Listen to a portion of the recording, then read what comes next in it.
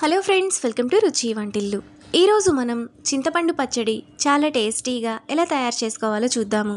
ఇంట్లో కూరగాయలు లేకపోయినా, మనకి నోరు బాగాలేకపోయినా ఈ పచ్చడిని 10 నిమిషాల్లో ఈజీగా ప్రిపేర్ చేసుకోవచ్చు.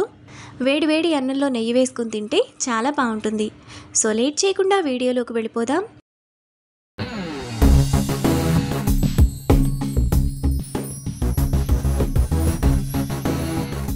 ముందుగా ఈ పచ్చడి చేసుకోవడానికి 50 గ్రాముల ఎండుమిరపకాయలను పైన తొడిమెలు తీసేసి పెట్టుకోవాలి. ఈ పచ్చడిలోకి పెద్ద నిమ్మకాయ సైజంత చింతపండును నీళ్ళల్లో నానబెట్టుకొని పక్కన పెట్టుకోవాలి.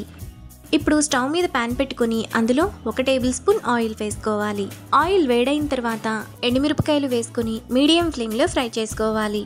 ఎండుమిరపకాయలను మాడిపోకుండా ఫ్రై చేసుకోవాలి. ఎండుమిరపకాయలు ఈ విధంగా సగం వేగిన తర్వాత అందులో 1 రెమ్మ కరివేపాకు వేసుకొని మరో నిమిషం పాటు మీడియం ఫ్లేమ్లో ఫ్రై చేసుకోవాలి. ఎండుమిరపకాయలు ఈ విధంగా వేగిన తర్వాత వాటిని ప్లేట్లోకి తీసుకొని కొద్దిగా చల్లారనివ్వాలి. ఎండుమిరపకాయలు చల్లారిన తర్వాత మిక్సీ జార్లోకి వేసుకోవాలి. ఇప్పుడు టేస్ట్కి తగినంత ఉప్పు వేసుకొని మెత్తగా మిక్సీ వేసుకోవాలి.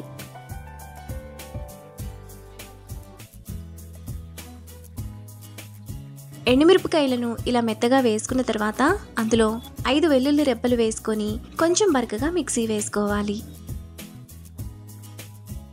ఇలా వేసుకున్న తర్వాత అందులో నానబెట్టుకున్న చింతపండు వేసుకొని మెత్తగా మిక్సీ వేసుకోవాలి. మీకు పచ్చడి వేసుకోవడానికి గట్టిగా అనిపిస్తే కొద్దిగా నీళ్లు పోసుకొని కూడా మిక్సీ వేసుకోవచ్చు.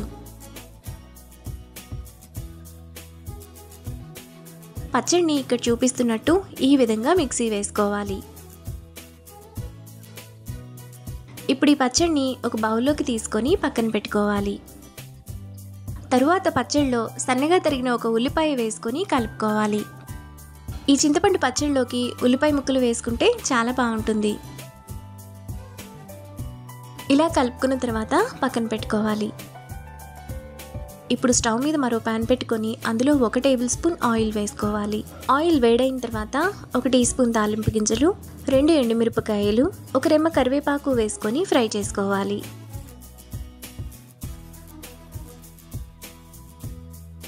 తాలింపు వేగిన తర్వాత పచ్చడిలో వేసుకొని కలుపుకోవాలి.